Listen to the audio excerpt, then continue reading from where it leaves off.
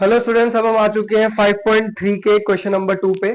Question number 2 क्या कह रहा है हमें? पहला पार्ट कह रहा है इसका 7 + 10 1/2 + 14 से लेके 84 तक इस एपी का सम निकालो। इस एपी में देख के आपको क्या पता लग रहा है? साफ पता लग रहा है भाई, ए दिया हुआ है, डी हम निकाल लेंगे। मैंने ऐसा ही किया, ए दिया हुआ है, डी हमने निकाल लिया। लेकिन डी तो हमने निकाल लिया, अब मेरे को अगर सम निकालना है, इसे अभी छोड़ो, आप यहां पे ध्यान दो। अगर मेरे को सम निकालना है तो मेरे को क्या क्या चीजें चाहिए होती है? एन चाहिए होता है, ए चाहिए होता है, डी चाहिए होता है। ठीक है, मेरे पास ए है, डी है, पर एन कहां है? ये पहले क्वेश्चन और इस क्वेश्चन में फर्क ही ये है। पहले क्वेश्चन में आपको nth टर्म दे रखी थी कि सॉरी, पहले क्वेश्चन में आपको एन दे रखा था कि आपको 70th टर्म तक निकालना, आपको इतनी टर्म तक निकालना, आप सीधा एन पुट कर रहे थे। लेकिन इसमें एन नहीं दिया हुआ है, इसमें एन नहीं दिया हुआ। इनफैक्ट आपको एक डिजिट दी हुई है जो इस पूरे एपी में आती है, पर कहां आती है, कौन से एन टर्म पे आती है, आपको नहीं पता। तो आपको 5.2 में जैसे आपने निकाला था, 5.2 में हमने ए एन मान के निकाला था ना, तो 5.2 में जैसे ए एन करके निकाला था, आपको पहले एन निकालना पड़ेगा। तो मैंने यही किया, मैंने ए एन मान लिया 84 को, ए एन के फॉर्मूले में पुट करा, ए + n - 1 डी, ए की वैल्यू डाली, डी की वैल्यू डाली, सॉल्व करा, तो मेरे पास एन की वैल्यू 23 आ गई। ठीक है, फिर मैंने इसको समेशन में पुट किया। जब मैंने पुट किया तो 23/2 2a n - 1, n कितना आ गया था मेरा? 23। ये कौन से नंबर टर्म है? 23rd नंबर टर्म है ये। तो मैंने n की जगह 23 पुट किया और n - 1 यानी 23 - 1 23 - 1 मैंने डायरेक्ट 22 लिख दिया। इसमें कंफ्यूज मत होना, यहाँ 22 कैसे आया? n - 1 यानी 23 - 1, डायरेक्ट 22 लिखा।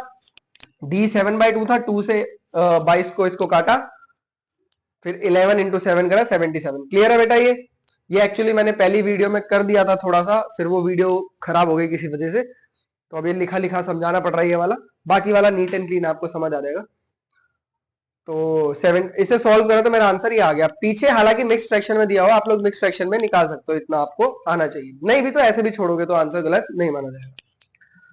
ठीक है, अगले पार्ट में देखते हैं। अगले पार्ट में भी सेम वही है, ए तो आप निकाल लोगे, दिया ही हुआ है, डी भी आप निकाल लोगे, पर एन का यूज करके, एन वाले फॉर्मूला का यूज करके पहले आपको एन निकालना पड़ेगा, क्योंकि ये आपको एन दिया हुआ है, आपको nth टर्म नहीं दी हुई।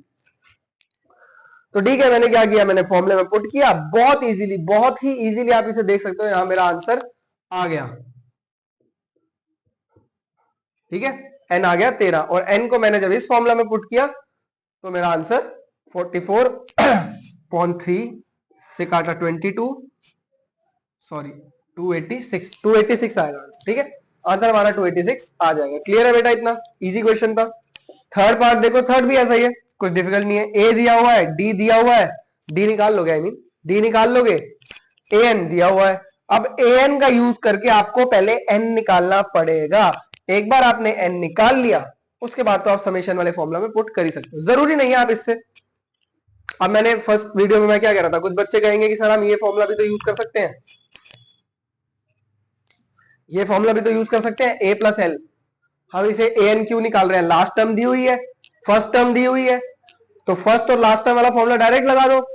पर नहीं बेटा, एन तो हमें एन तो तब भी चाहिए होगा ना, इस फॉर्मूला में भी हमें एन तो चाहिए होगा। माना डी नहीं चाहिए होगा, फिर आप एक स्टेप छोड़ सकते हो, आप डी वाला स्टेप छोड़ सकते हो, मर्जी आपकी।